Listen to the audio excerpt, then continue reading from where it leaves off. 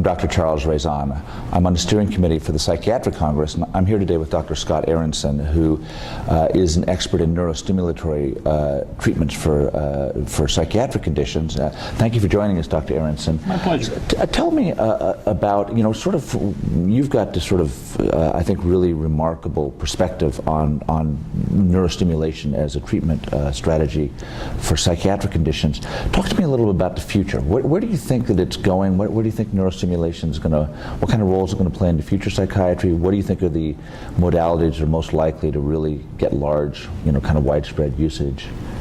I think that largely it's going to be TMS, transcranial magnetic stimulation, in a number of different iterations. So currently we have this iteration that's been around since 2008 when the first machine, a neuronetics machine, was approved, which is standard, what's called repetitive transcranial magnetic stimulation. We have another machine that got approved earlier in 2013 by an Israeli company called BrainSway, which offers a single coil deep TMS. So rather than the older neuronetics equipment has a paradigm in which we're stimulating the left dorsolateral prefrontal cortex, and through association we actually stimulate other deeper regions of the brain. The claim that BrainSway is making is that their machine is able to reach the deeper areas of the brain on first pass, not through association.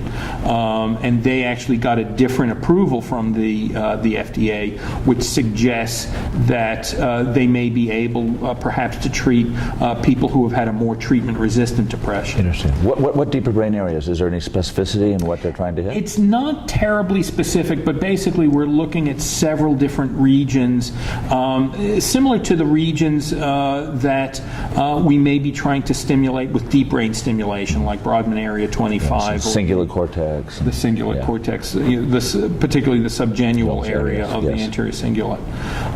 And that's what the hope is. I haven't seen enough of their data to assess that, so we'll be very curious as to how things develop. And as well as an investigator, there are several other devices I have been working on which use multiple coils, or even use a completely different paradigm of trying to move the brain from having more alpha waves, as we'll see in people with depression, to potentially having fewer alpha waves.